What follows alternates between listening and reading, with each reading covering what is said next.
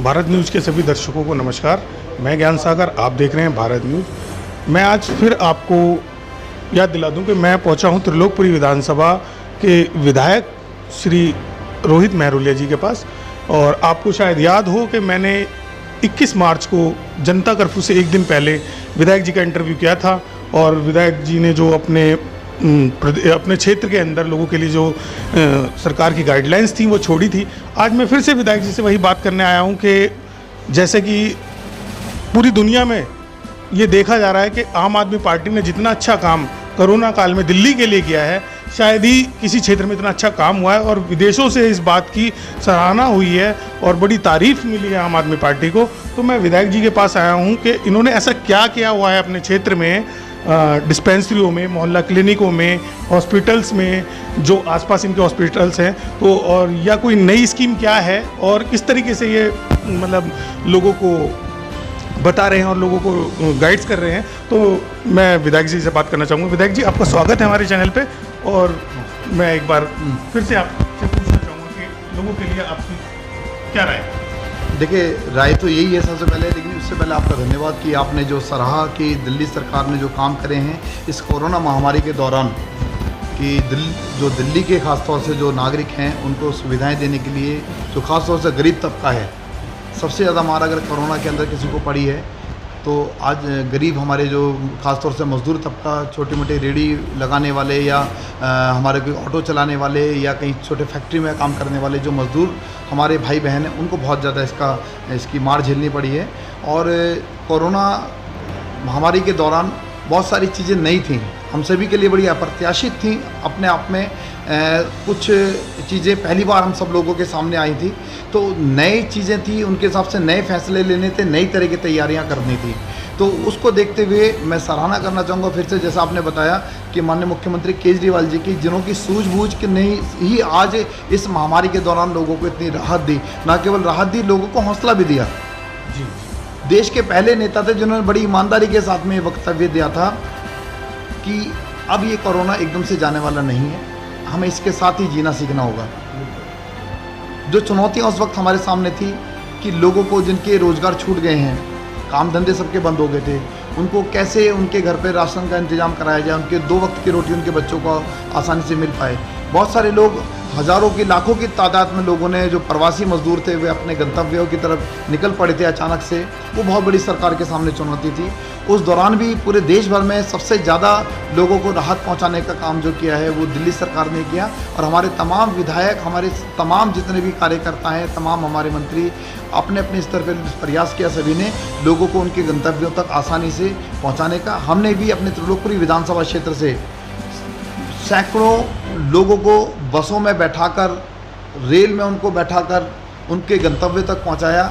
बाद में उन लोगों ने वीडियो बनाकर बाकायदा वायरल किया कि हम अपने विधायक रोहित मेहरोलिया जी का धन्यवाद करते हैं, जिन्होंने हमारे को अपने गांव तक पहुंचाने में इतनी मदद की। बगैर पैसे के, बगैर खर्चे के, बगैर असुविधा के वे अपने घर तक पहुँचे हैं। ये अपना अपना बड़ी बात है। इसके दो साथ साथ जो लोग यहाँ पर थे उनको 2 वक्त का खाना, जो हमारे स्कूलों में, यहाँ पर हमारे 18 स्कूल हैं, सभी स्कूलों के अंदर, दिल्ली सरकार के स्कूलों में, उसके साथ साथ MCD के स्कूलों में भी खाने की व्यवस्था की गई।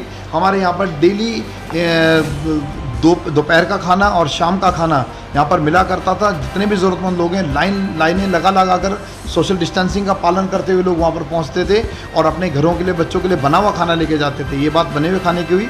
उसके अलावा जिनके पास राशन कार्ड थे, जिनके पास वैलिड राशन कार्ड थे, लगभग दिल्ली भर के अंदर आपको बताऊं 72 लाख से ज़्यादा लोगों को, राशन कार्ड धारियों को मुफ्त में राशन दिया गया। और 1 महीने के अंदर 7.5 किलो से लेकर अगले महीने 10 किलो प्रति व्यक्ति के हिसाब से राशन मुहैया कराया गया। ना केवल राशन कार्ड वालों को, बल्कि जिनके पास राशन कार्ड नहीं था, ऐसे भी लगभग 35 लाख लोगों को राशन दिया गया कि जिनके पास राशन कार्ड नहीं था।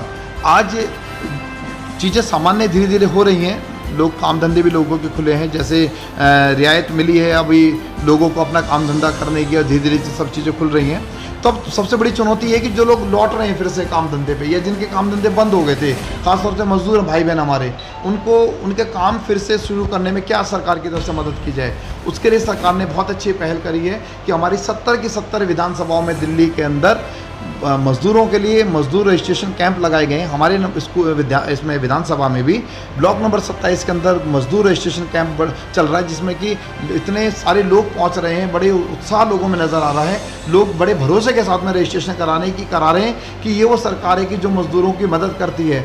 उस दौरान आपने देखा होगा जो बहुत सारे लोग थे कि जो मज़दूर हमारे भाई बहन थे, जो पंजीकृत थे दिल्ली सरकार के अंदर, जो उन्होंने अपना रजिस्ट्रेशन कराया हुआ था मज़दूर कार्ड का अपना, उन लोगों को लगभग 40,000 लोगों को 5-5 हज़ार रुपये 2 महीने उनको हर महीने 5 हज़ार के हिसाब से लगातार 2 महीने उनको फौरी राहत सरकार की तरफ से दी गई है। आज भी वहाँ पर लोगों को कैंप के अंदर लोगों का रजिस्ट्रेशन किया जा रहा है, जिसमें लगभग 18 तरह के फ़ायदे उन लोगों को मिलेंगे।